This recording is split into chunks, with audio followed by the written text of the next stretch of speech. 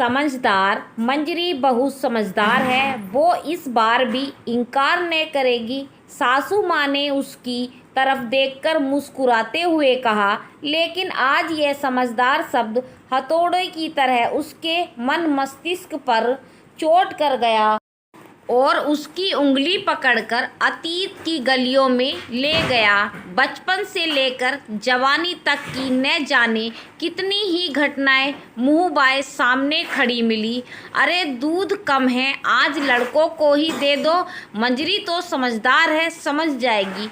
माँ ने दोनों भाइयों के गिलास भर दिए थे।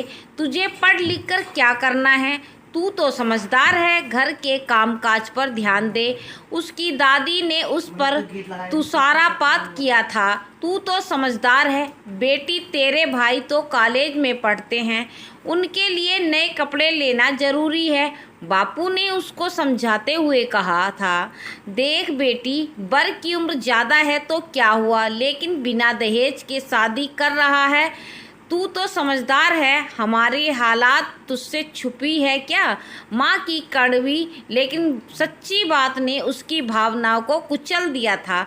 बहू, तुम्हारी जेठानी के भी तो 2 लड़कियां ही हैं, तुम तो समझदार हो, सोचो अगर तुझे भी बेटी हुई तो वंश आगे कैसे चलेगा। पेट में बेटी होने का पता चलते ही सासू ने कहा था, तो क्या सोच रही हो। मुझे पति के शब्दों से उसकी समझदार तो उसमें हर्ज ही क्या है, तुम तो खुद समझदार हो। पति की बात को बीच में ही काटते हुए अपने पेट पर हाथ रखकर बिफर पड़ी। नहीं चाहिए मुझे ये समझदारी का तमगा जो मुझे जन्मों का हत्या में भागीदार बनाता है। पति और सास की आंखों में आश्चर्य क्रोध के मिश्रित भाव थे, लेकिन मंजरी स्वयं को फूल सा हल्का महसूस कर रही थी।